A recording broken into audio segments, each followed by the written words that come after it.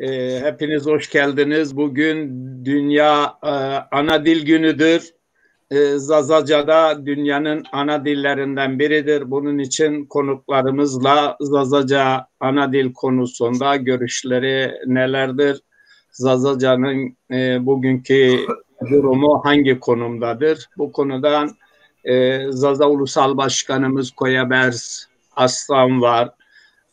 Ali Kaya tarihçi yazar kardeşimiz, Dersimli bir tarihçi yazardır. Birçok da kitapları vardır. Daha önce de paylaşmıştık. Dil bilimci Zaza siyasetçisi Ayhan Varan kardeşimiz var. Tarihçi, Zaza tarihçilerinden tarihçi Bünyamin Yıldız abimiz var. Hepiniz hoş geldiniz. Hoş bulduk. Hoş bulduk, evet. Sayın Çağdaş. Sağ olun. Hoş bulduk. Güzel bir yayın olması dileğiyle hepinizi selamlıyorum. Tabii bizimle birlikte Diyarbakır Zaza Dernek Başkanı var. O da katılacak. Biraz da girmeye çalışıyor. İnternetin zayıf olduğunu. Ağam Aslan parçası sanatçı arkadaşımız. O da Siverek bölgesinden bize biraz türkü söyleyecek. Evet. Abdullah Güven kardeşimiz var. O da tabii şiirleri var. Birçok başka arkadaşlarımız da peyderpey almaya çalışacağız. Evet, önce tabii dünya ana dil kutlu olsun. Bütün dünya halklarını selamlıyoruz. Bütün diller güzeldir. Dil insanlar arasında en büyük araçtır. Bu konuda tabii Ali Bey'e soracağız. Ali Bey, dünya diller arasında Zazaca'nın yeri neresidir? Vallahi şimdi diller insan gibidir. Önce Dünya Diller Günü'nü kutlamak istiyorum. Hepimize hayırlı ve uğurlu olsun. İnşallah o aydınlık günleri de görürüz. Şimdi diller insanlar gibidir.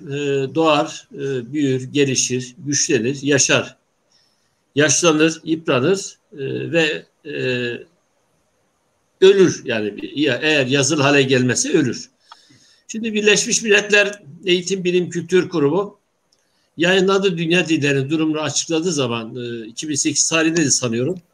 Gerçekten de özellikle diller sıralamasını yaparken 320 dil konuşulduğunu, 6600 dilden bahsediyordu. 2500 dilin bir biçimde tehlike altında olduğunu bahsetmişti ve tehdit altında olan dilleri sıralarken Türkiye'yi de dikkate almıştı ve bu hassas diller, kırılgan diller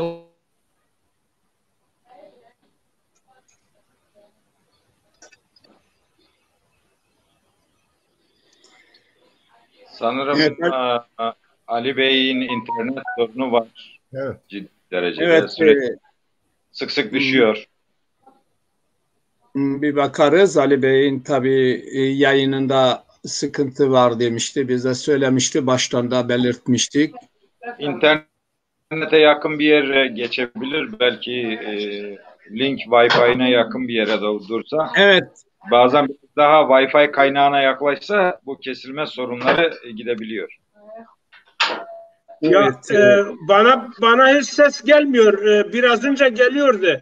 Mahmut, istersen ben yeniden gireyim. Tamam. Çık yeniden geri başkan. Ha. Ali Bey düştü. Ali Bey'i bekliyoruz bir dakika. Tabii yayınımızı devam etmek için. Evet. Arkadaşların telefonlarından tabii internetleri zayıftır. Özellikle Türkiye'dekilerin. Bu yüzden de şey oluyor. Ayhan Bey'in telefonu güzel çalışıyor. Bünyamin abinin telefonu da güzel çalışıyor. Evet, tabii şeyi gelene kadar soru soralım. En yukarıdan şeyi görünüyor. Ayhan Varan görünüyor. Aynı soruyu Ayhan Varan'a soralım. Ali Kaya Bey geldi. Dur bakalım. Yani Türkiye'de pazar günü özellikle çok yükleme var. Konuda sıkıntılarımız. Evet, bugün kaldığımız yerden devam ediyoruz. Bey, sanırım biraz Wi-Fi'den, internetten uzaksınız. Ona yakın olmanız gerekiyor. Biraz daha bu Şimdi, Wi-Fi kaynağınıza, internetinizin bağlantı sağladığınız Wi-Fi'ye biraz daha o cihaza yakın olsanız sanırım düzelebilir. Yer değiştiriyor Ali Bey. Ali Bey, Ali Kaya kardeşimiz, abimiz, kendisi Dersimli bir tarihçi yazardır. Bu Zazalarla ilgili, Dersim tarihiyle ilgili kitapları da piyasada vardır. Herkesin tanıdığı bir tarihçi yazar kardeşimiz. Evet Ali Bey, kaldığımız yerden devam ediyoruz. evet, şimdi 320 dil konuşuluyor. 6600 dilden neredeyse bahsedilmişti. 2000 kişinin bir biçimde 2500 dilin bir biçimde tehlike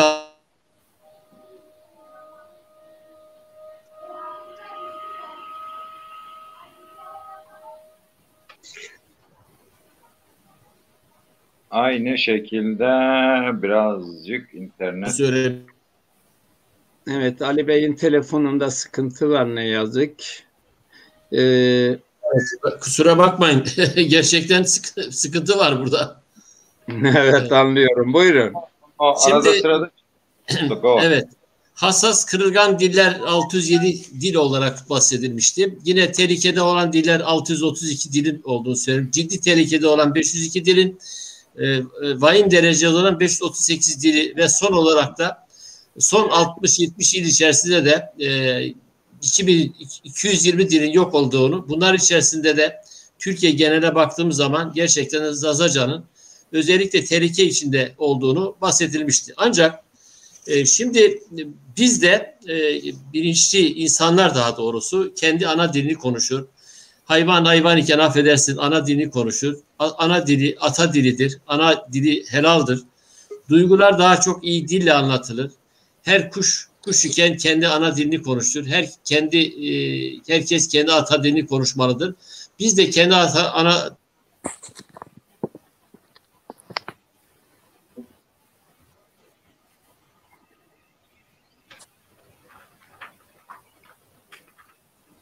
Evet, Ali Bey'in gene telefonu tabii sıkıntılıdır interneti. Aramıza değerli Zaza ozanlarından Ağamastan Parçası, hoş geldiniz.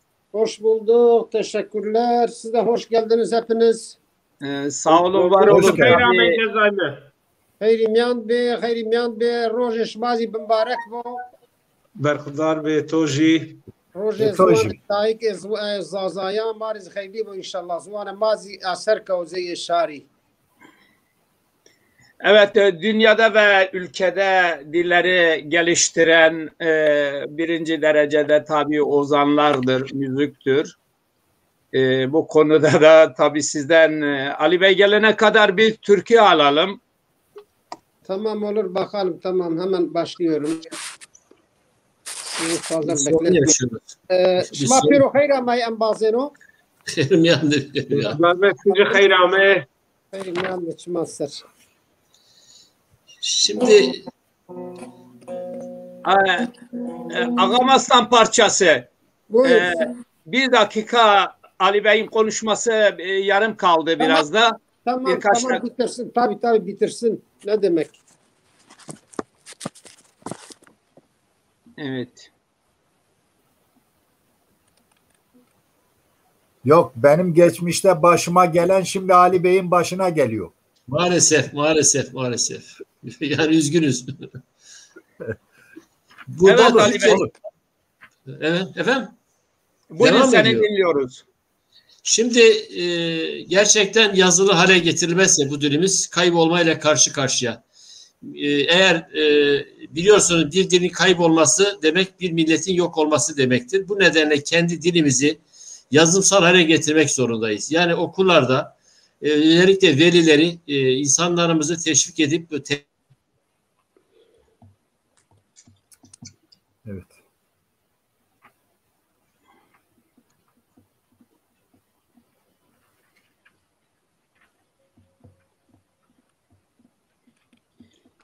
Evet Ali Bey. Başlayabilir. Evet, Aslan Parçası, bakma. sen bu arada devam et. Tamam bırak.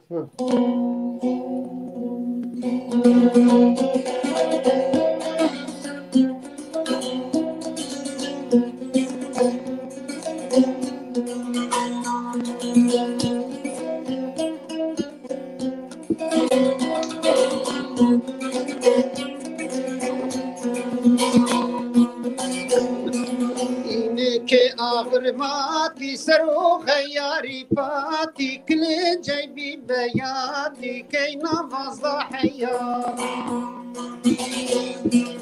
اینه که آغرماتی سر و خیاری پاتی کلنجی بی بیاتی کی نوازا حیاتی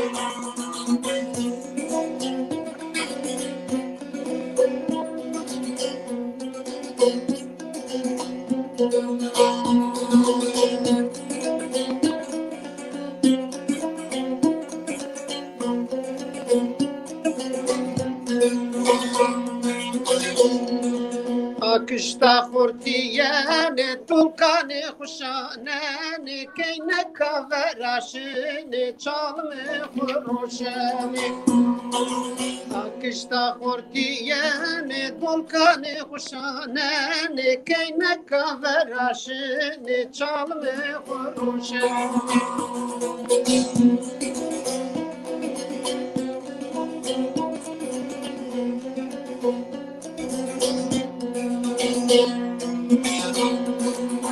Kamu bani verdi dısmalacıya mıldı estoracıya bindi tüvüngacıya oldu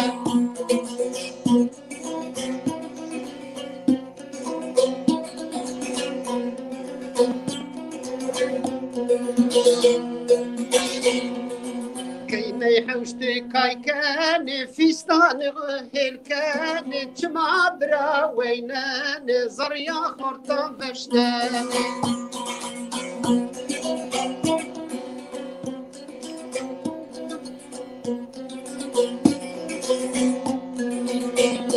كي آخر ماتي سرو خياري باتي كلين جايبي بياتي كينا فضا حياتي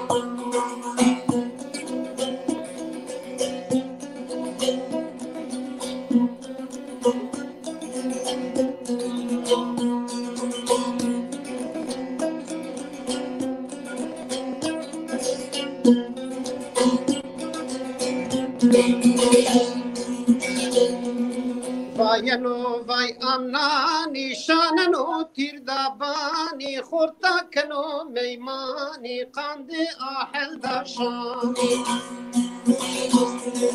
Vayano vay amnani şanano tirdabani khurtakano meymani qandi ahel daşani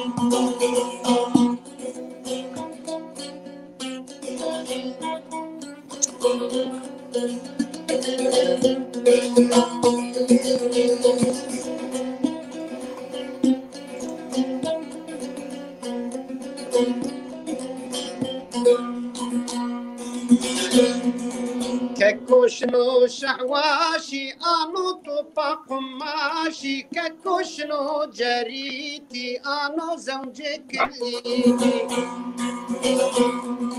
ككوشنو شحواشي انو طبق قماشي ككوشنو جريتي انو زوجك الليلي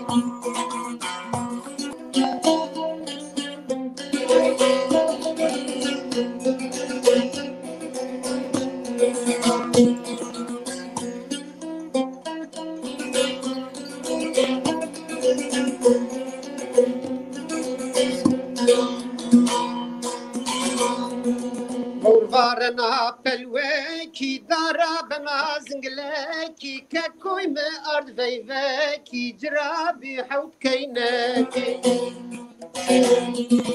Varna pelweki darabna zingileki kekoy me ardveyveki crabi hawt kayneki İneki ahır mati sero khayari pati klen jaybi beyati kayna valda hayati Sağ olun. Eyvallah dedo.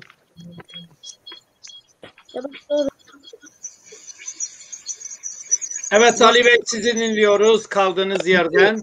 Siz de biliyorsunuz bir dilin kaybolması aynı zamanda bir milletin yok olması demektir. Bu nedenle kendi dilimizi yazımsal hale getirmek zorundayız. okullarda tercih konusunda süre içerisinde yani Şubat ayında daha çok tercihler yapılıyor.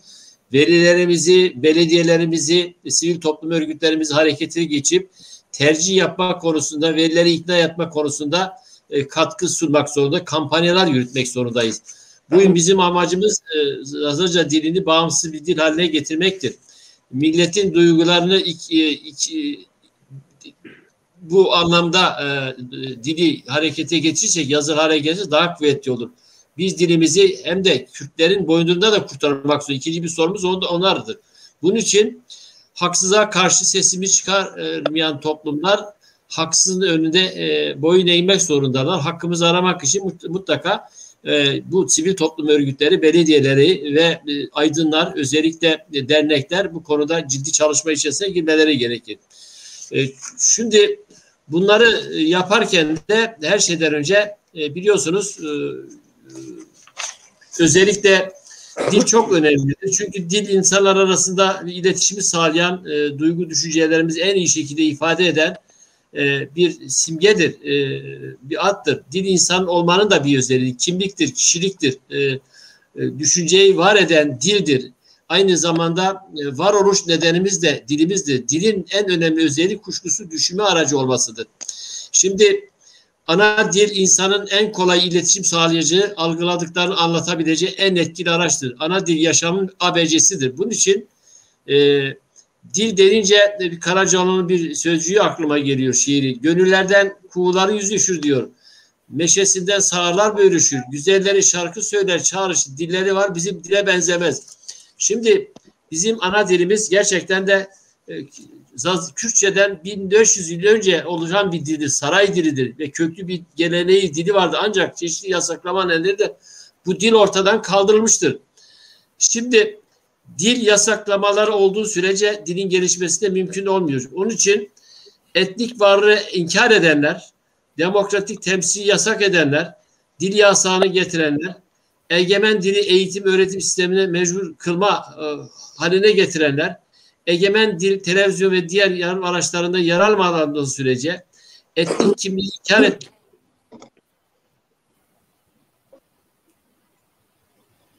Evet.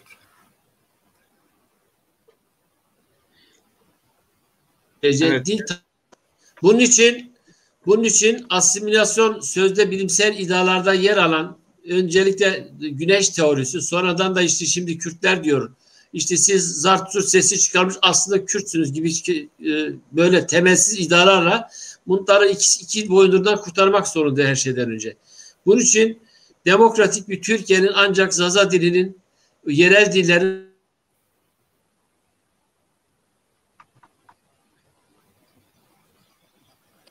Evet, sıkıntı var Ali Bey'in telefonunda. Sayın tarihçimiz düştü. Tekrar. Evet, bir bakalım.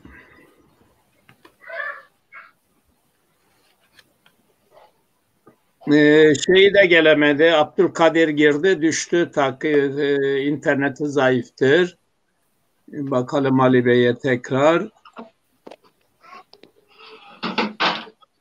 Evet, Ali Bey'in telefonu ne yazık ki şeyidir.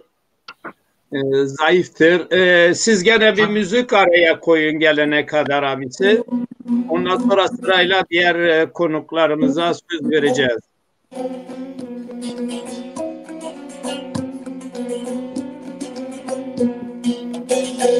Bunda telefon için yapmışım besteyi Zazaca. Tamam. Telefon. Başarılar.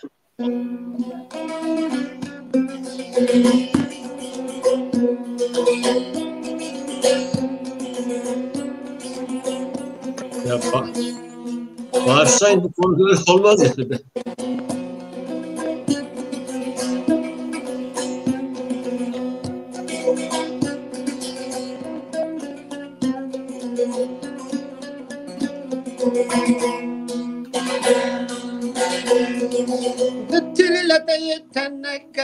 İnsan bir ardı vel vela Dilleteye tenneke İnsan bir ardı vel vela Ça'aru ayb nizano dünyayı anu tamaşa çaru ibn zanu dünyayı anu tamaşa telefon telefon maya kaçka telefon telefon telefon piye kaçka telefon telefon telefon düşmanu girdo iPhone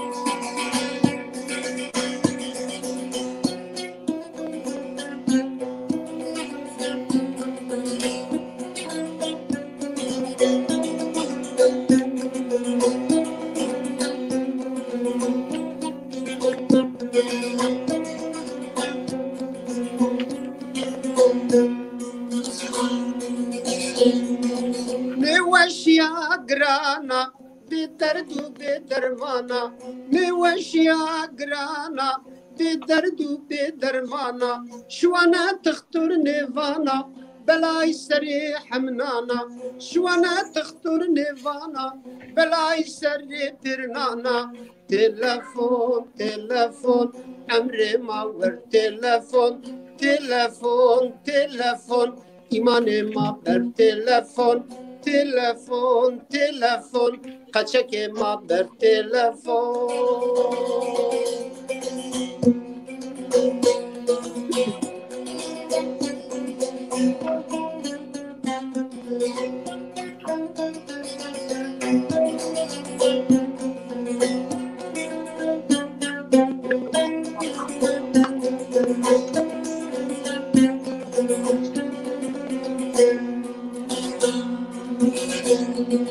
چندرندو حنزي عارو قچکاری رای رونانو چندرندو حنزي عارو قچکاری رای رونانو جنی جامرد نیوانو شو ام بازی ترنانو جنی جامرد نیوانو شو ام بازی حمنانو تلفون تلفون مایا قچکا تلفون تلفون تلفون پیه قچکا تلفون تلفون تلفون دشمنو گردو آیفون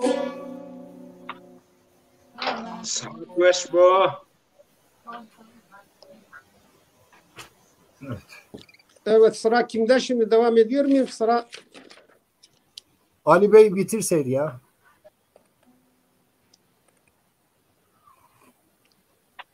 Ali Bey tekrar donduğu için artık diğer arkadaşlara söz hakkına verelim. Ben cümlemi tamamlayayım. Sorun yaşıyoruz. Ben bırak. Mahmut Bey. Şimdi başta aydınlar olarak kurumlar olarak haklarımızı almak için öncelikle bizim konuşmamız lazım. Yani ne de konuşacağız? Aydınlar olarak konuşmamız lazım. Ve aydınlar olarak yazılı hale getirmek için çaba harcamamız lazım. Zaza aydın ve kurumlar haklarını almak için çaba göstermelidirler. Öncelikle acı ihtiyaç duyulan, Zaza yayın yapan organlar, kitaplar, televizyon programları, hatta televizyon kurulması gerekiyor. Bununla beraber Kürtlerin kendilerine mal ettikleri, özellikle leçe olarak Zazaca'ya indirdikleri propagandasının bertaraf edilmesi gerekir. Zaza Aydın ve kurumları Zaza dili yayın yapan müracaatı TRT tarafından reddedilmesi büyük bir hataydı. Mutlaka TRT'den Zaza dilini geliştirecek bir kanalın açılması için çaba harcanması gerekir. Yine ayrıca katmeri ve tehlikeli olan Zaza dili en başta sahipleri tarafından konuşulması gerekir. Yazılması gerekir. Korunup ayrı içinde çocuklara öğretilmesi gerekir. Bununla beraber politika, bilim, sanat ve kültürel çevredeki sorumlulukların sahibi olan bizler cesur ve dürüst şahsiyetlerin desteğine ihtiyacımız var. Bunların mutlaka desteğini almamız lazım. Başta Zaza kökenli parlamenterlerin hangi partide, hangi yöreden olursa olsun sorumluluk duyarak görevi yerine getirmeleri için bunlarla ilişkiye geçmemiz gerekiyor.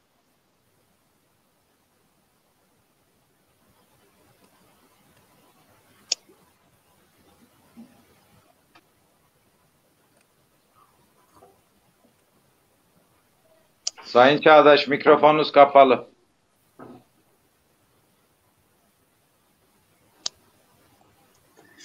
Evet, Ali Bey'in telefonda sıkıntı var. Evet, Ali Bey düştü. Bakalım. Tekrar Koya Berze Başkanımız Koya Berz'den dinliyoruz. Dünyada ve ülkemizde Zaza diliyle ilgili görüşünüz nedir? Zazaca ne durumdadır? Veri hemçi roja dünyaya zvan de may heme şaran de dünyayı o şar de mare mübarek bu. Dünya ana dil günü bütün dünya halklarına kutlu olsun. Şimdi biraz önce de Ali kardeşim büyük bir noktaya temas etti. Gerçekten bu dili yani artık tamam şimdi bazı kuşku az da olsa ortadan kalktı. Yani bundan 20 yıl önce büyük bir kuşkumuz vardı. Ama bugün tarihçilerimiz, dil araştırmacılarımız, yazarlarımız, çizerlerimiz nispeten çoğalmıştır. Şimdi bu dilin dediğim daha önce de ben bir sürü konuşmalarımda belirttim. Bak biliyorsunuz bugün Zaza dili Türk arşivlerine, tutanaklarına X olarak geçti. Şimdi yarın daha önce olduğu gibi nasıl ki daha önce işte bu Kürtçenin lehçesidir dedi öyle gitti yıllarca bir türlü bunu kaldıramıyoruz üstümüzde. Yarın bir gün o ikisi de aynen kütüklere geçecek. Tutanaklarda tutulacak. Tutuldu. Ondan sonra da her şey olduğunda o öne çıkacaktır. Şimdi bizim dilimizi biliyorsunuz men eden yani sadece bizim değil. Ya Anadolu coğrafyasında bu dilleri men eden Türklerdir. Türk rejimidir. Ki bu onlardan sonra bizim dilimizi yok etmeye çalışanlar da Kürtlerdir. Yani lehçe olarak göstermekle bizim dilimizi yok etmeye çalıştılar. Avrupa'nın bütün ülkelerinde Zaza dilinin Kürtçenin dili olduğu lehçesini tanıtan üniversitelerinde, efendime söyleyeyim akademilerinde hepsi sadece Kürttür. Kürtlerdirler. Ki biz bir türlü o yükü kaldıramadık. Ben gerçekten şunu samimiyetle söylüyorum. Ben 20 yıl sırtımda çanta, girmediğim üniversite, efendime söyleyeyim kütüphane kalmadı. Bir türlü onu üzerimizden atamadık. Yani nereye gidiyorsan azıcık bilenler, akademisyenler hemen diyor ki ya o diyorsun Zaza dili diyor Kürtçenin lehçesi. Bu şekilde. Ki biz de Zaza Kürt yazarı olarak kütüklere geçtik. Ta bir sürü müracaatlar ettik, bilmem neler yaptık. Durum bundan ibaret. Onun için peki, bu dilin acilen yani hepimizin bir araya gelip ideolojileri, bilmem fikirleri, şunu bunu bir kenara bırakıp sadece Zaza dili için ne gerekiyorsa onu yapmamız lazım. Yani acilen hükümette Zazaların çoğunlukta olduğu yerlerde hatta bir mahallede dahi orada bir sınıfın Zaza dil eğitiminin açılması bu zaruridir. Yani bunu yapmadığımız müddetçe çocuklarımız kendiliğinden gitmezler bir. İkincisi de ki yani resmi bir ağırlık olmasa çekinecekler öbürlerinden, öbür gruptan. Düşün bir İstanbul'un bir semtini. Yani 3-5 tane çocuğu oraya götüreceksin, öbürleri onlarla alay edecek. Kendini küçük görecekler. Ki biz bunun bu sancıyı çok yaşadık. Daha önce ya hangimiz Türkçeyi çok iyi konuşuruz diye milletin içerisinde kendimizi ona zorluyoruz. Bu bir gerçek. Evet Sayın Başkan, sana bir soru soruyoruz. Yani şimdi Türkiye'de devlet, rejim diyor ki Zaza dili X'tir, Zaza dili yoktur. Türkiye'de böyle. Evet. Yani Avrupa'da da, işin Avrupa'da, dünyada da Kürtler Zazaca dilini leke göstererek Zaza dilinin yok olmasına sebebiyet veriyorlar. Öyle midir? Evet. Aynen Peki. öyle. Yani ispatı da her şey de bunun ortadadır. Peki, teşekkürler. Tekrar döneceğiz. Kısa kısa olsun. Bünyamin Hocam bekliyor. Bünyamin abi, aynı sana soruyoruz. Dünyada ve ülkemizde ana dil olarak Zazaca hangi konumdadır? Ali Bey'e döneceğiz. Bizim Ayhan Bey'e döneceğiz. Evet. Aydın Siverek'e döneceğiz. Ömer Çiçek'e mesajı, link gönderdik. Katılabilir arkadaşımız. Evet.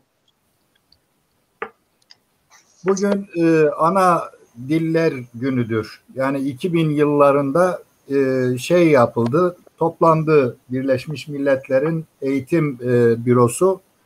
21 Şubat'ı işte Dünya Ana Dilleri Günü olarak ilan etti. Dolayısıyla geliştirmek, dillerin yok olmaması için dünya mirasının içinde bu dillerin hiçbirisinin kaybolması istenmiyor tabii ki. Hepimizin gönlünde de bu geçiyor. Dolayısıyla bu dilin, bir ana dilin ne kadar önemli olduğunu biz şu yaştakiler çocukluğumuzda tamamen bu dille büyüdük. Yani bize hikayeler anlatılıyorduk. O uzun kış gecelerinde lambanın önünde muhabbetler ediliyordu. Tiyatrolar oynanıyordu. Böyle o gün şartlarda böyle bir kişi hem karşı tarafta konuşuyordu. Bizim köyde birisi vardı, böyle karşıda konuşuyor, bir de ona cevap veriyor. Kendine cevap veriyordu. Böyle hem de akıcı bir şekilde kendi diliyle konuşuyordu. Ben hayret ediyordum. Ya bu nasıl konuşuyor? Hem orada hem burada konuşuyor. Sanki karşısında insan varmış gibi. Dolayısıyla bu ana dil bizi lorilerle büyüttüler. Bizi emzirirken ağlıyorlardı, ağıtlar cenazelerde ağıtlar ediliyordu. Bunların hepsi kalktı, dikkat ederseniz. Dolayısıyla biz Ali Bey'in söylediği gibi birçok dil yok oluyor. Birçoğu yok olmayla karşı karşıyadır. Çok doğru. Hepimiz de bunu biliyoruz. İçimiz cız ediyor tabii. Zaza diline gelince hepsinin aynı sorunu var. Anadolu da kozmopolitik bir bölgedir. Her kazma vurduğun yerde tarih fışkırıyor. Bunun anlamı şudur: çok çeşitli kültürlü bir bölgedir. Başka bir bölge yoktur böyle. Vardır diyelim ki Kartaca, ama Türkiye kadar değil. Diyelim ki vardır Latin, İtalya, bu kadar değil. İşte İran var. İran'la bizim coğrafyamız orta kuşakta bütün istilaların, bütün toplumların bir akışkanlığının güzergahının üzerindedir. Üç tarafı denizlerle çevrili olması, orta kuşakta olması, tarihi yönden birçok özelliği vardır Anadolu'da. Anadolu'nun bakın literatürde dili bilinmeyen dil deniliyor. Yani başkanın dediği X şeyi çoktan beri var zaten. İşte tarihi bilinmiyor, inancı bilinmiyor. Yani kadim dili bilinmiyor, kadim inancı bilinmiyor, kadim tarihi bilinmiyor, kadim halkı bilinmiyor. Hatta ilk belgelerden birisi işte Anadolu hakkında ilk insanların proto-hat diller olduğunu söylüyor. Bu da bilinmiyor. Hakkında bilinmiyor. İsim söylüyor, bilinmiyor. Teşekkürler. Bunun dışında şunu söylemeye çalışıyorum. Bu dilin yok olmaması için resmi olarak Türkiye'de 1923'ten itibaren bir ulus devlet kuruldu. Bu ulus devlet geçmişte aslında kendisini hiç kimse ulus olarak metheden başka kimse söylememiştir.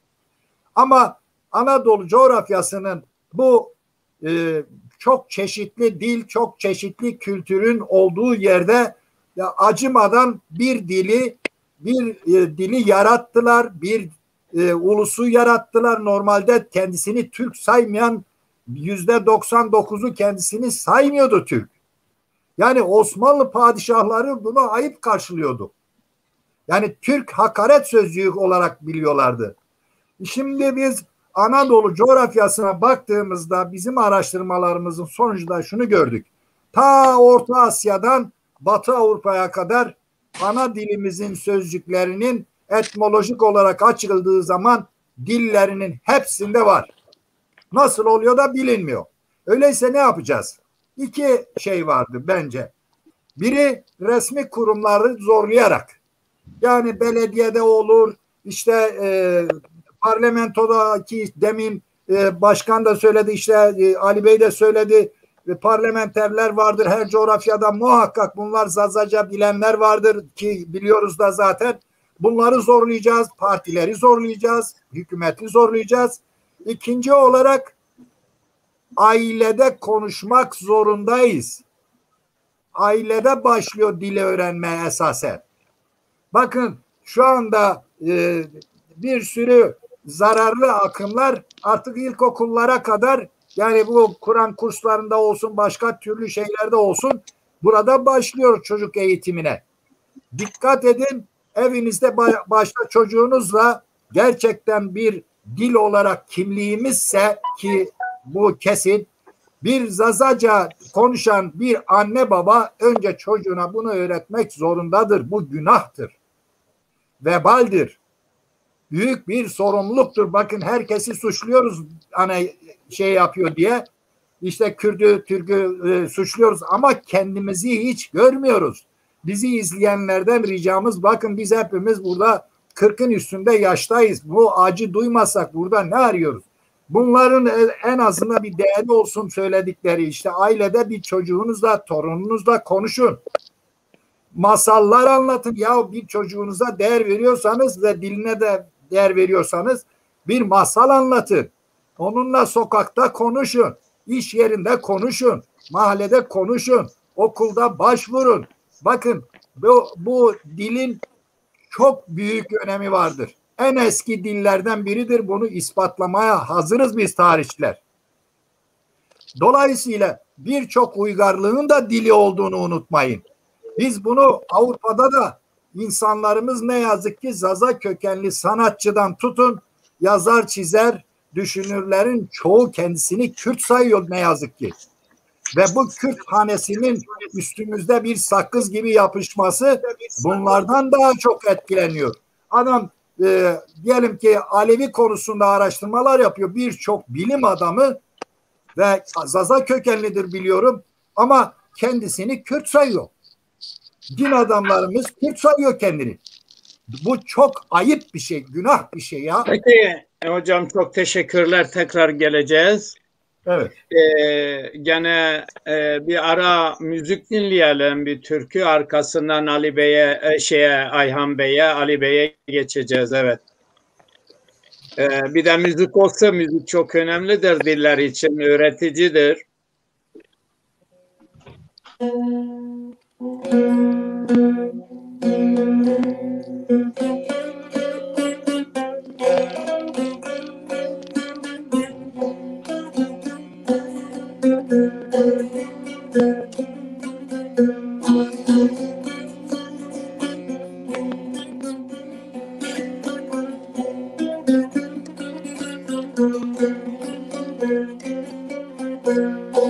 عزيماتو أزوردا كردا ويري دردا تو عمري الورد قدينا علي شاري من الرزيل كردا عزيماتو أزوردا كردا ويري دردا تو عمري الورد قدينا علي شاري من الرزيل كردا وي وي وي وي عزيمة تممك خبيرا از مراقلیتو یا عاشق بجناتو یا وی وی وی وی عزیما تممك خویرا از مراقلیتو یا عاشق بجناتو یا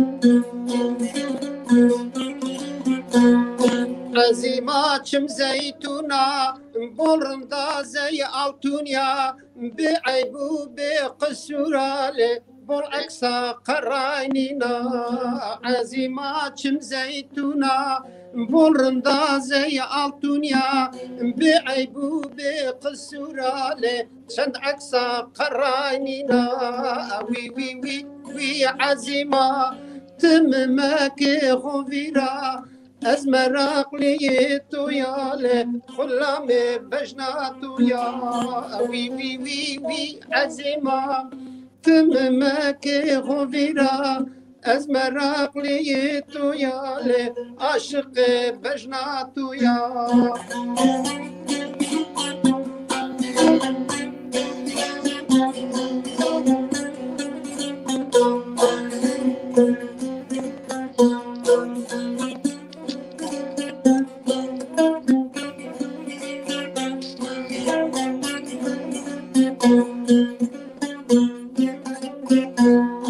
عزيمة بنعيمك خورتنا ليق مكة تيائم يان حرال صريم بلامك عزيمة ونامك خورتنا ليق مكة تيائم يا حرال صريم بلامك وي وي وي وي عزيمة تممك خفيرة از عاشقتو يا كلها متشعبتو يا وي وي وي وي عزيمة تممك غفيرة از مراق ليتو يا عاشق بجداتو يا. Yüreğine sağlık, sağ olun, var olun. Ayhan Bey'i bizim tarihçi arkadaşımız bir tane daha gelmiş.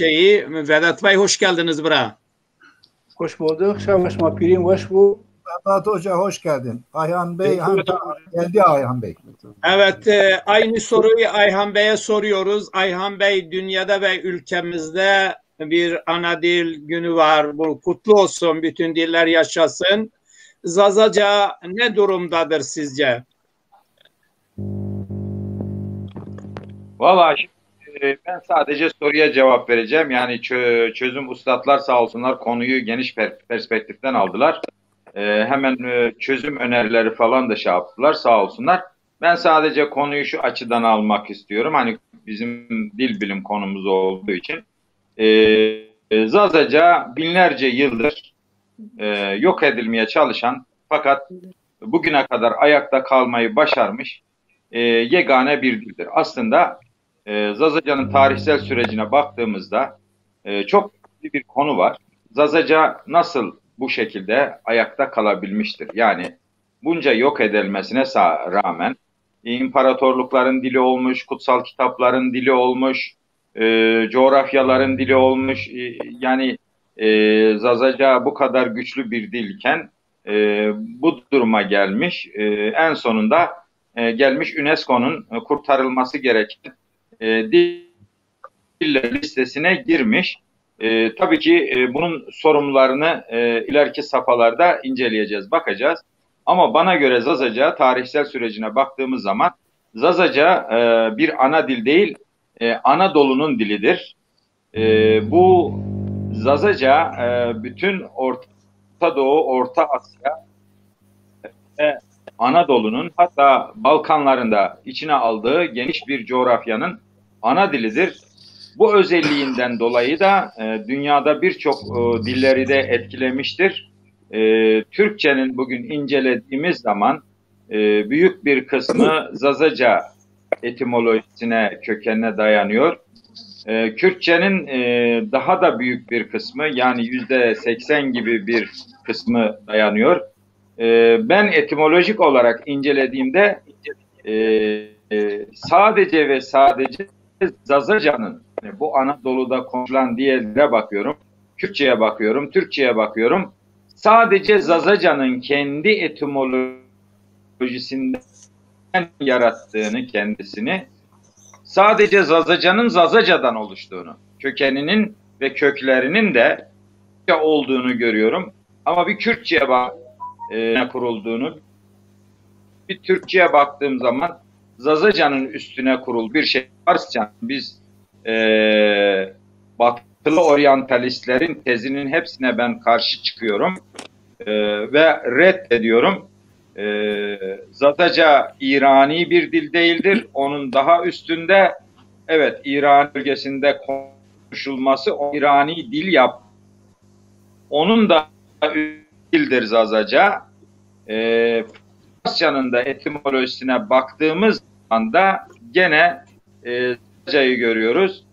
Zazaca bana göre yok. Bu yok olma sürecini şükre atlatmıştır. Yani çıktıktan sonra ayakta kalmayı başarmış. Türkiye'de artık yok. Geliştirilmesi için ne yapılması gerekiyor? Teşekkür ediyorum. Ayhan Bey? Evet. Aynı soruyu Vedat Bey'e soruyoruz. Ayhan Bey tekrar sesi gelince yeniden konuşma hakkı var. Vedat Bey, bugün Dünya Ana Diller Günü'dür. Dünyada ve ülkemizde dillerin durumu nedir? Zazaca ne durumdadır? Soruya cevap vermeden önce... Mesajım alındı mı? Evet, son bölümünü aldık. Yani bitirdiniz. Soruya cevap vermeden önce siz de belirttiğiniz gibi bugün dil günü olduğundan dolayı belki Zazaca cevap vermek, Zazaca selam vermek daha olumlu olurdu. Buna göre tabii sen bakmadan hemen direkt soruya başladın Mehmet Yoldaş. Hiç adamları da tabii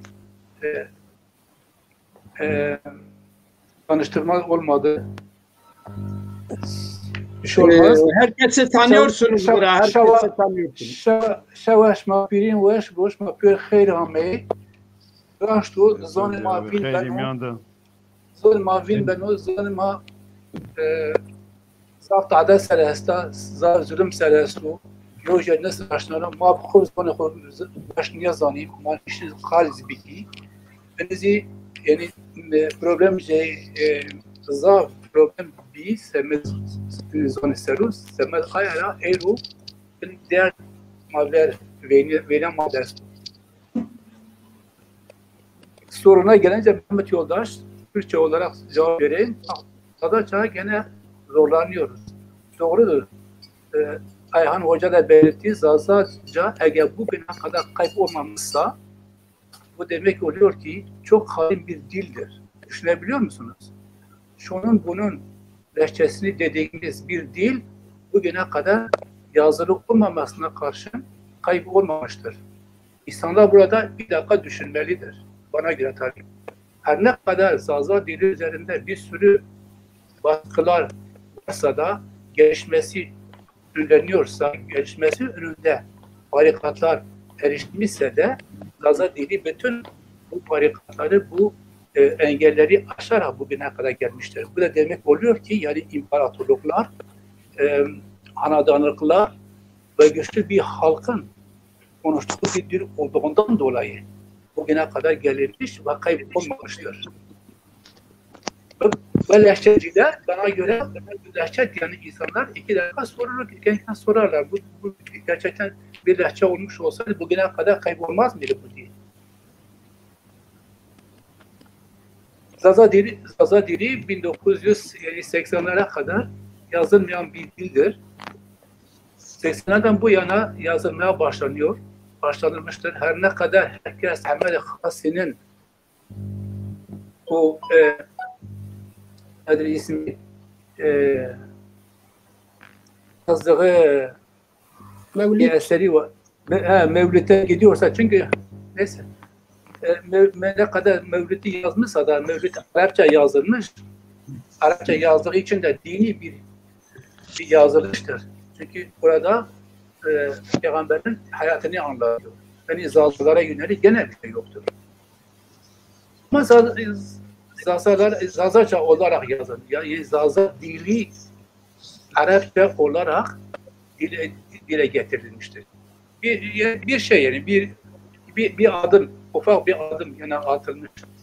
O 1892'den o 95'ten fazla 92 diyor, 95 diyorlar. Yani birkaç yıl önemli değil. Yani buna diyorum ki ondan sonra yazılı bir şeyimiz yoktur. Daha 1980'lere kadar 80'den sonra görüyoruz artık bir şeyler yazılmaya başlamış. 1967'de galiba Erzurum'da Malatya'da bir dergi çıkmış. 2 sayfalık bir dergi. 2 sayfa Zazaca yazı içinde var imiş. İşte ben görmedim. Öyle sağda solda bakıyorum yazılıyor. Ama kendim görmedim bu dergiyi. 87 yıllarında çıkmış. Onun dışında Zazalarla ilgili Zaza diliyle ilgili yazılan bir şey görmedik. Daha 1980'lere kadar 83'te Mehmet Çağdaş Kızıl Yol dergisinde Zazaca alfabe olarak yazıyordu. Dergisinde. Dolayısıyla dilimiz gerçekten büyük baskılar ve engellere rağmen bugüne kadar gelmişti ve bugün de artık Zaza aydınlarına, Zaza araştırmacılar, Zaza yazarlarına, Zaza sanatkarlarına kalmış bir görevdir. Aynı zamanda Zaza dil bilimcileri üzerinde çalışması gereken bir konudur. Ama ne yazık ki bugüne kadar Zaza dil bilimcileri bu konuyla ilgili çalışmalarını da göremedik. Bu çalışmalar da yoktur. Çünkü ben görüyorum dil bilimcim kendisine diyen sabahtan akşama kadar bu yayınlarda program yapanlar bile Zazaca'yı bana göre baltalıyorlar. Çünkü bir dilin, ben dil bilimcisi değilim. Koyu Beyaz galiba benden daha ileridedir. Bir sürü şey yazmış bu konuda. Çünkü bir Zazaca de herhangi bir dil ele alındığı zaman o dilin gramatikal yapısı vardır. Değil mi? Gramatikal yapısı var. Ama Zazaca bakıyorum yani konuşanlar, yazanlar yani bunu yani Türkçe'de üzne diyorlar. Üzne, edat, zarf, zamir filan cümleleri kuran yani dilin oluşumunda gerekli olan terimlerdir bunlar ve malzemelerdir. Ama bizim dilimizi yazıldığı zaman ya da konuşulduğu zaman bunları hepsini çorba etmişiz. Birbirine karıştırılmış. Özne nerede kalıyor, zamir nerededir, edat nerede, zarf nerede? Dil bilimcisi de gelin ama mantıklı olarak soruyorum. Bu sabahtan akşama kadar program yapan arkadaşlar bunun üzerinde düşünmelidirler. Madem dil bilimcisisin, hakkını ver. Güzel bir çalışma yap, güzel bir dili geliştir. Niye kötü bir dili geliştiriyorsan sonra 20 yıl sonra geri gelirim tekrar o yaptığın pisliği temizlemeye çalışalım. Bugünden başla güzel bir şey yaz, yol aç. Millete yol aç, daha güzelini yapılsın. Bana göre tabii. Teşekkür ederim. Diyeceklerim bu kadar şimdilik. Galiba arkadaşlar daha önce konuşmuşlar, ben geç kaldım. Kusura bakmayın. Fazla derinlemesine de gerek yok. Evet. Sesin gelmiyor Mehmet Yoldaş. Sesin gelmiyor.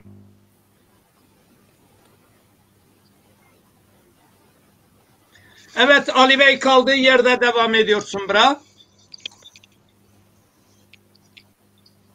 Ali Bey'in telefonunda sıkıntı var hep. Ali Bey dinlemek istiyor. Galiba. Evet. Aynı o zaman Aydın Bey size de bir soru soralım. Siz Siverek'tesiniz. Siverek'te Zazaca dili diğer bölgelere göre ne durumdadır? Öncelikle herkese iyi akşamlar. Bizi izleyen herkese teşekkür ediyorum. Şimdi abi bizim Siverek'te şu anda kendi aralarında bile Türkçe konuşuyorlar. Sürekli kaybolmamışlardı köylerinden tut Süverek merkezine kadar. Herkes Zazaça'yı biliyor. Şimdi bizim tarihçilerimizin anlattıkları ve onları dinledim. Üzerine ben bir yorum yapacağım. Zaza dili çok eski bir dilmiş. Ama en geride kalan da bir dilmiş. Yani yok sayılmış neredeyse. Bu tarihçilerimizin sayesinde bugüne kadar gene getirmişlerse geriye kalan da halk olarak ve hepimizin birleşmesi için bu dili yaşatmak gerekiyor. Çünkü yoksa dil gökten gidecek.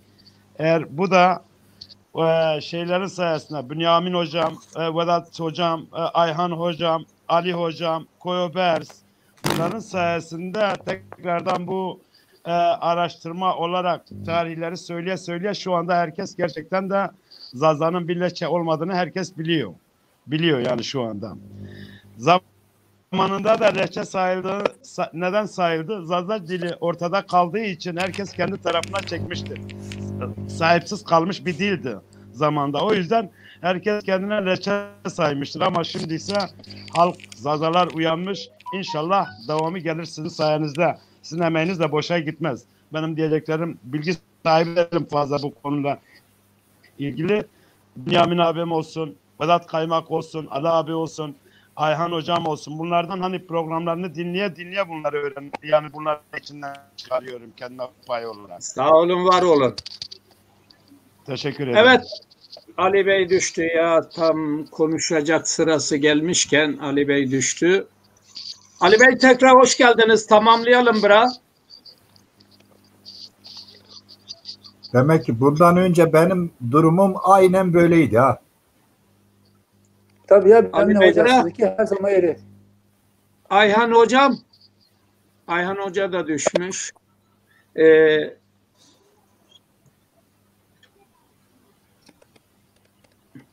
Bir şarkıyla Evet, başka bir devam arkadaş. etsin. Onlar bağlanana kadar. Evet. Ali Bey, Mahmut kaldığımız Bey, yerde devam edelim. şimdi şöyle bir şey var. Biliyorsunuz Osmanlı İmparatorluğu'nun son dönemlerinde Soran ve Kurmanç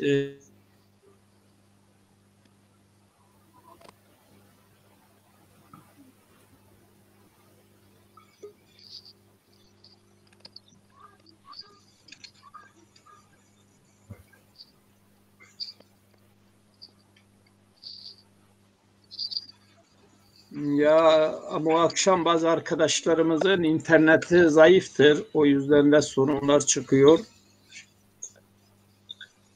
Sayın Çağdaş, benim verdiğim mesajlar ulaştı mı? Sesim duyuldu mu? Senin sesin duyuluyor, evet.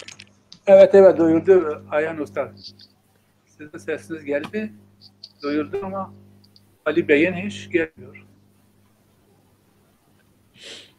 Anladım. evet. Ali Bey?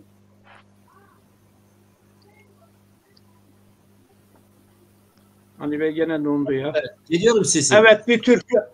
Şimdi Geliyor, buyurun.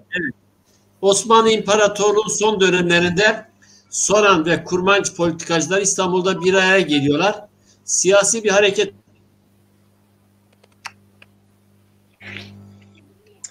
Ya bazı arkadaşlarımızın telefonları iyi çekmiyor.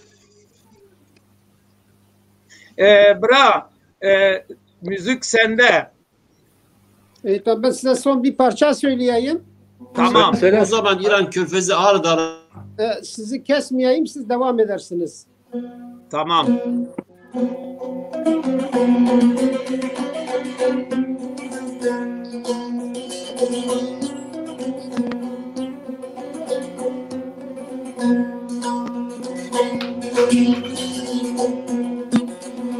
La khorto beri beri mekishta rosh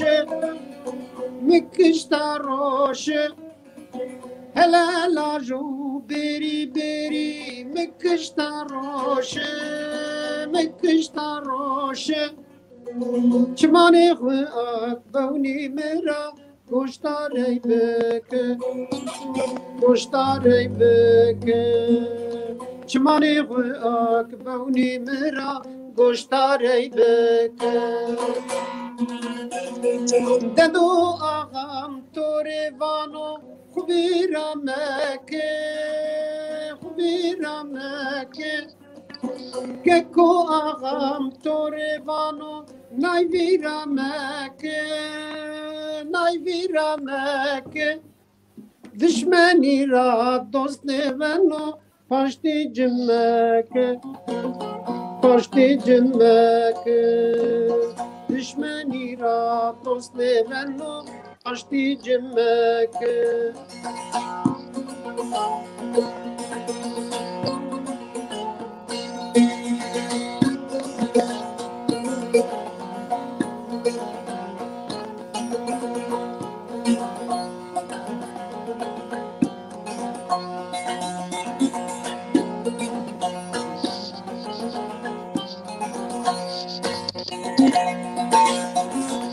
اصل و نسل خوب زانه خوب نیمکه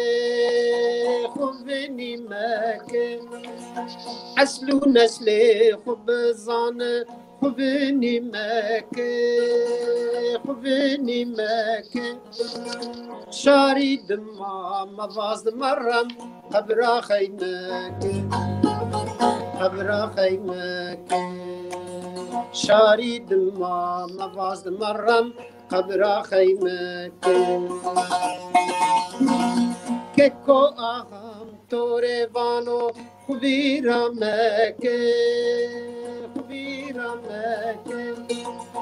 که کو آغام توره وانو خوبی رمکه نای ویرمکه دشمنی را دوست نونو عملی جمکه پاشتی جمکه دشمنی را دوست نونو عملی جمکه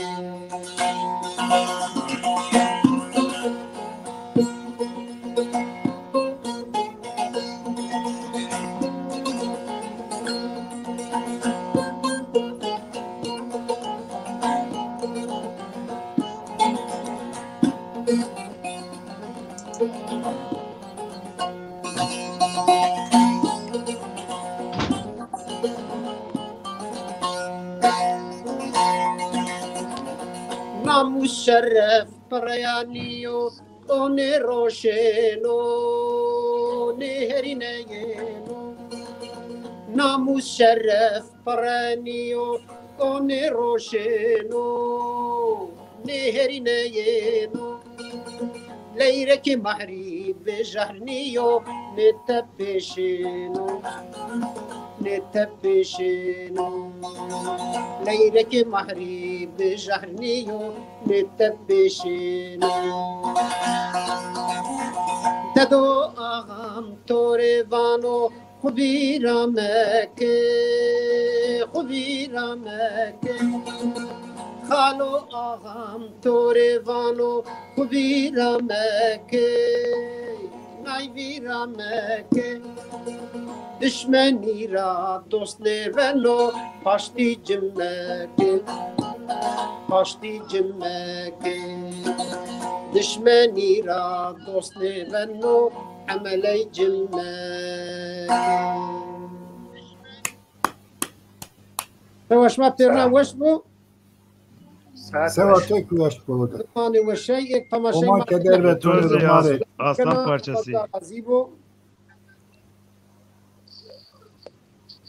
Ağzına sağlık. Sağ olasın. Teşekkür. Adil Bratize hayır amey. Hayırlı yandın abi. Siz rahat edin. Allah to razı bu tu veşbe. Çok razı abi.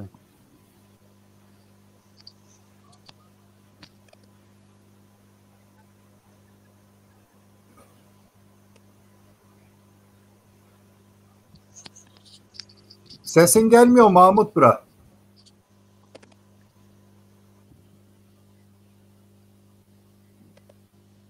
Geliyor Bünyamin abi geliyor. Öyle mi? Duymuyorum ben. Bugün hiç iyi. Yok 12'de dolmuş. Ey cemga ve gayuz minuş. Ma devam kare. Mahmut Bey. Ya abi ek lazım yayına donmuş bir o. Devam ki.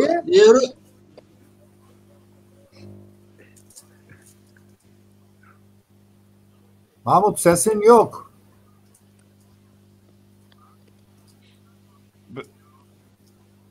Bünyamin abi.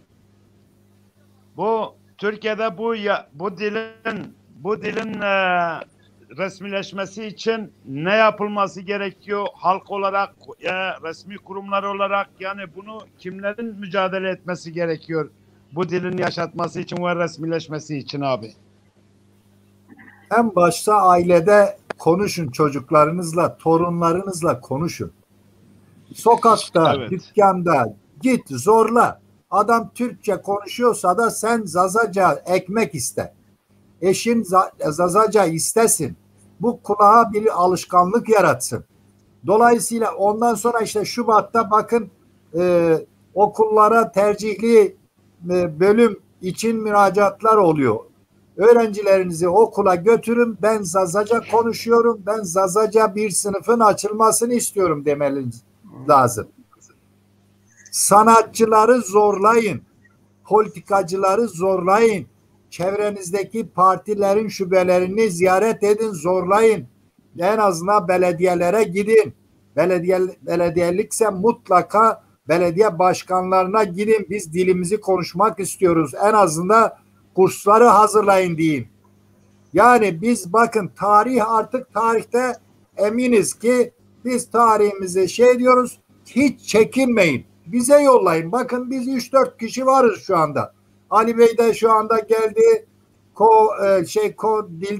Dilcidir. Ayhan Bey, işte Vedat Bey ve naçizane ben, daha birçok kişi gelecektir. Merak etmeyin. Dolayısıyla siz biraz kendiniz de toplum içinde, kahvede, tabii bunlar şimdi pandemi nedeniyle bir takım sorunlar yaşıyoruz ama en azından ahbabınızla, dostunuzla, kardeşinizle, ailede zorlamaya çalışın. Herkes böyle sizin gibi duyarlı olursa bu bitmez. Halk olmadan olmaz bu iş. Evet. Halkın tek başına yapması da zor hocam. Ya zor ama zorlar yani. Tabii ama örgütlü olması gerekiyor. Şimdi kişiler cesaret edip başvuramıyorlar, gidip söyleyemiyorlar. Ama örgütlü olursa, yani bir dernek vasıtasıyla, bir dernek aracılığıyla olursa daha da iyi olur, yararlı da olur. Parti kurdu. Partinin işleridir bunlar işte. Tabii işte parti ve derneklerin işidir. Parti derneği de idare edebilir, parti halkı da idare edebilir, belediyeye de başvurur, parlamenterler de zor ama yok, parti yok işte. Yani partiyi kurduk, ne yapalım artık? Ama partiyi ele geçiren bir hizip aldı götürüyor işte. Bakın şu anda ne kadar ihtiyaç var. Tabii. Ama yoksa devlet makamlarına yıllardır başvuruluyor. Zaza dilinin okullarda öğretilmesi için, Zaza dilinin tanınması için bir sürü başvurularda bulunmuş. Ama devlet bunu hiçbir zaman önüne almamış, yani kayda değer düşmemiş bu Zaza diline. Zaza dilini Kürtçenin lehçesi olarak algılıyor ve ilgilenmiyor yani. Ama güçlü bir örgütlenme olursa zorunlu olarak devlet buna devlet tanır, yani dilin varlığını tanır ve dilin gelişmesi için bir takım çalışmalarda da bulunur. Bu da artık örgütlü olmamızdan geçecektir. Yani derneklerimizin, partimizin, federasyon ve bazı bireylerin yapacakları çalışmalarla olur. Yani mitingler olur. Nereden başlayıp parlamentoya kadar yansıtmamız lazım bu isteğimizi. Yoksa olmaz. Tarih ben anlatırım, sen dinlersin. Sen dinlersin, kendi kafanda dinlersin beni. Ama evimizde konuşmuyoruz. Şu anda bakın, şu anda 40'ın üstünde olan kadınlar öldüğünü, Allah uzun ömürler versin. Bunlar öldüğünde ağıtlar biter. Hani şare diyoruz. Cenazeleri şare ile biz heyecanlandırırlardı kadınlar. Onlar şu andaki jenerasyon asla bir tanesi bilmiyor şareyi. Bir tanesi masal bilmiyor. Bakın, kadınlar bilmiyor. Kadın ilk eğiticidir. Dolayısıyla biz partiyi kurduk. Ne yapalım ya? İşte çaresizlikten parti kurduk. Ne yaptık? Bir en üst organ. Ama çalışmıyor. Beni bile dinlemiyor parti. Bırak artık parlamentoya gitsin zorlasın. Anlatmak istediğim tabandan başlar her devrim. Doğrudur hocam. Şimdi partinin elemanları olması gerekiyor. Parti eğer yeterince adamları yoksa, partinin şubeleri yoksa parti bir şey yapamaz ki. Önemli olan partiye yardım etmek, partiyi geliştirmek ve parti de bu konularda gerekenleri elbette yapacaktır. Yani yapmalıdır da. Ama bugün parti o aşamada değil. Yani o aşamaya gelmemiş. Dolayısıyla yine sorun anlatmaktan geçecektir. Yani bizim insanlara aşaması yok. Şu anda bak 3 kişi biz bir çevre oluşturduk. Ama partinin başındaki kişi ben Deylamit dediği anda seni şive yapmaktan öteye gidemezsin. Şiveyi aşamaz. Adam bilgili olursa o anlatır. Şu anda ben parti başkanı olsam gazeteciyi çağırırım, bana gelebilir. Ama ben tarihçi olarak gazeteciyi çağırsam neresini gelir? Kim gelir? Tek bir kişi, partinin başındaki tek kişi bizim hepimizden çok örgütler insanları. Kısacası zorlayacağız. Başka çaremiz yok ya. Bünyamin abi. Efendim? Tabii bu akşam bence partiyi değil, bu akşam işte ama oraya geliyor. Ne yapalım ya? Ali Bey evet. Yazık işte dinlemek istiyorum. Vallahi bizim parti tartışacak halimiz yok. Bu partiden umudumuz kesti. İkinci partiyi düşünüyoruz. Çalışma da var. 6. ayda da bize 6. ayın başında Ankara'da bir söz almışız bir yer için. O parti kalsın, onlar ne yaparsa yapsınlar. Yani biz engel değiliz. Partiyi biz dinlemiyoruz. Çalışma yok. Şimdi bu akşam sorun şey değil. Bu akşam sorun parti değil. Bu akşam Zazaca dili için köylerden mi eğitim başlamalı? Bunu devlet kanalları yapıyor mu? Bunu sivil toplum kuruluşları yapıyorlar mı? Bu konuyu konuşmak lazım bence. Ali Bey hoş geldin tekrar. Hoş bulduk. Şimdi benim söylediğim 3 konu üzerinde özet olarak söylemek istiyorum. Bir, bu dili Kürtlerin siyasi yönetiminde bırakmamak lazım. Kürtlerin hüküm altına alma, Kürtleştirme çalışmalarını engellemek lazım. Zazaların varlığını inkar eden politikalara karşı mücadele etmek lazım. Zaza dilini lehçeye indirgeyen anlayışlara karşı yapılan propagandalara karşı da önlemek için alternatif programlar geliştirmek lazım. Bir. Sonra bu dili devlet bazında kabul ettirmek için televizyon kurulması için ön ayak olmak lazım. Okullarda okutulması için, yazılım hale getirilmesi için, resmi hale getirilmesi için çaba harcamak lazım. Yine üçüncü bir aşama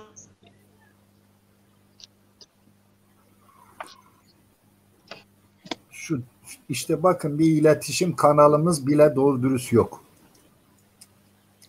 Bu internet hocam. YouTube yani ve internet fakat evet. Arkadaşımızdan sorun kaynaklanıyor. Ama yani işte merkezi bir sistem olsa o başka türlü olur. Evet, Ayhan Hoca da düşmüş. Ayhan Hoca'ya da bir link atalım. Tabii gelene kadar arkadaşımız Ali Bey gelene kadar siz takviye yaparsınız. Ali Bey'in görüşlerini dinlediniz. Bünyamin abi, Vedat hocamız. Ali Bey geldi tekrar.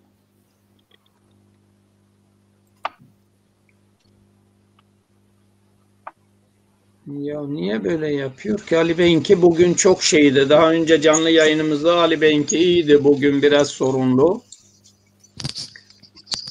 Ali Bey bugün biraz pazar günü ya, o yüzden herkes. Evet. Evet. Yok benim Evet, benim Ali Bey. eskiden benim durumuma düşmüş Ali Bey. Ali Bey, mümkünse biz sizi yarın akşama dinleyelim. Böyle bir program gene dil üzeri. Çünkü sizi dinlemek istiyoruz. Bizim tarihçi değerlerimiz var, başkanımız da var, arkadaşlarımız var. Bunları hep dinliyoruz. Ali Bey şey yaptı. Ali Bey dondu gene ya. Evet, Bünyamin abi. Ali Bey'in görüşlerini dinlediniz. Ali Bey'i yarın akşama almaya düşüneceğiz. Ali Bey'le konuşacağız.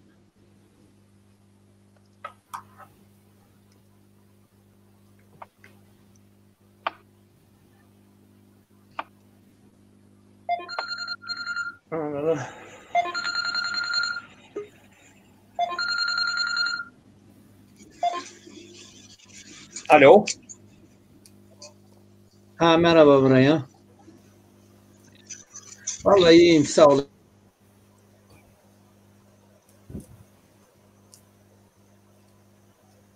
Ali Bey siz başlayın, devam edin, bitirelim. Devam edeyim mi? Şimdi bir öncelikle bu Kürtlerin hegemonyasından kurtarmak lazım. Lehçeye indirgedikleri için, dil görmedikleri için mutlaka buna karşı mücadele etmek lazım. Üçüncü olarak da Zazaların yaşadığı ilçe ve köylerde özellikle ders seçimi esnasında belediye başkanlarıyla özellikle sivil toplum örgütleriyle, derneklerle görüşüp verileri teşvik etmek ve bu Zaza dilini tercih etmeleri için ön ayak olmak lazım. Bunun için de bir alternatif programlar geliştirmek lazım. Ancak önce kendimizi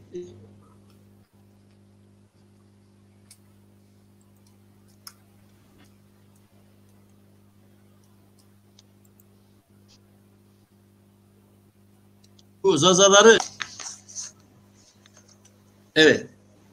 kendi evlerinde konuşmalarını, çocuklarına bu dili öncelikle kendi evlerinde öğretmeleri lazım. Aileleri bu dili geliştirmeleri için çocukları teşvik etmeleri lazım. Okul süresince de bu dili tercih etmelerini sağlamaları için ön ayak olmaları lazım. Yani ne ararsa kendimizi aramalıyız. Önce biz kendimizi tanımalıyız, toplumumuzu tanımalıyız. Sonra devletten hak talebinde bulunmalıyız. Bunlar çok önemli. Yani biz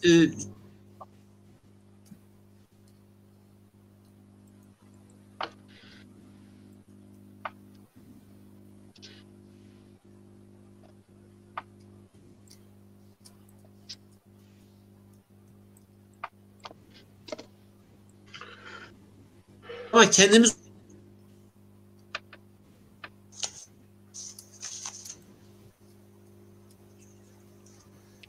Mahmut Bey böyle olmuyor. Bırakalım bu işi. Ben çekilmek istiyorum. Anlatamıyoruz kendimizi. Evet. Yani çok zor durumda olduğunuzu ben yaşadığım için biliyorum yani. Evet, başka bir vaktim var. Benim başka bir çekilmek istiyorum. Efendim? Başka bir akşam şey etsek seninle. Evet olur. Pazar günleri yoğun olur burası. Ama pazartesi hafta için daha uygun olur. Olur. Mahmut bırak pazartesi diyor. Yarın akşam diyor. Bakın size uygun mu? Olabilir pazartesi akşamı. Evet. Tamam, Mahmut Bey de duydu.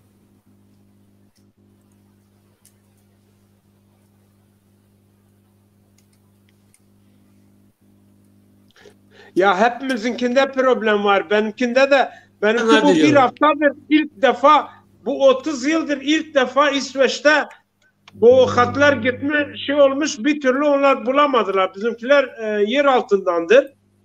Hepsi. Bütün hatlar hepsi.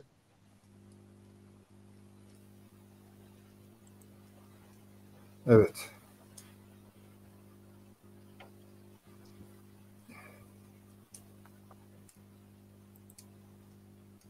Mahmut biraz sesin gelmiyor.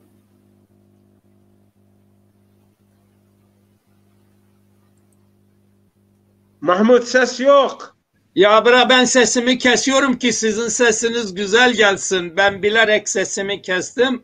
Sizin sesinizin gelmesi için. Bizde yetmez bu Mehmet Yurdaş. Bu evet. daha köyde miyiz? Tamam, şimdi programımızı bu şekilde devam ediyoruz. Vedat Hoca'ya soruyoruz. Vedat Hoca, Ali Bey'in görüşünü dinlediniz. Aydın Siverek de düşmüş ya. Herkes düşüyor bugün ya. Bizden değil. Tabii bazı sorunlar var. Şimdi bir arkadaşımız başkan demişti herhalde, yanlış hatırlamıyorsam. Türkiye'de devlet Zaza dilini geriletiyor, asimile ediyor. Yurt dışından da bu Kürt örgütleri Zazacayı lehçe olarak dünya bilim adamlarına, insanlarına anlata Zazaların arasında dilin kesilmesine sebebiyet veriyor. Zazaca kitaplar yoktu, tarih, dil, yabancı dilde. Şimdi bu kitabı siz yaydınız. Bunun büyük bir yararı olacak. Tabii biraz beklemek lazım. Bu konuda ne yapmalıdır? Zaza dilinin uluslar arasında lehçe diyen kesime karşı nasıl bir çalışma sürdürmek lazım? Ya bütün Avrupa'daki aydınlarımız bana göre bulundukları alanda o ülkenin diliyle yazmaları gerekiyor. Yazsınlar ki oradaki ülke yöneticileri, aydınları, yazarları ve sinemacıları, araştırmacıları görsünler ki böyle bir halk vardı, böyle bir dil vardı ve bu dil şimdiye kadar başkalarını kendilerine mal ettirmeye çalışmışlardır. Yalandır. Yalan üzerine kurulan şeylerdir bunlar. Ama bunlar olmadıkça öyle laflar rüzgar alıp götürüyor. Bir şey kalmıyor ki. Kimsenin kafasını da görmüyor. Kimse dinlemiyor. Görebilmek için ya da anlayabilmek için elinde materyal olarak bir şey olması gerekiyor. Şu anda Avrupa'da materyal olarak biz Avrupalılara bir şey sunamıyoruz. Bir şey göstermiyoruz. Bizim yazdıklarımız hep kendi dilimize. Zazaçadır, tamam. Ama o adamlar Zazaça bilmiyorlar ki. Biz o adamlara erişemiyoruz ki. Biz o adamlara ilişkiler geliştiremiyoruz ki.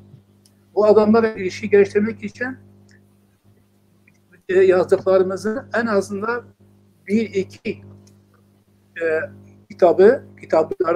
kitaplarımızdan bir iki tanesini o kaldığımız yerin diline çevirmemiz lazım. Ki o kitaplarla onların yanına gidebilelim.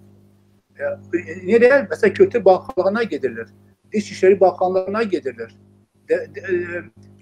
Gidilir. Buradaki yani kalandığı alanın belediyelerine götürülür. Üniversitelerine götürüp bırakılır. Çünkü üniversitelere götürüp bıraktığın zaman bütün öğrenciler görüyor.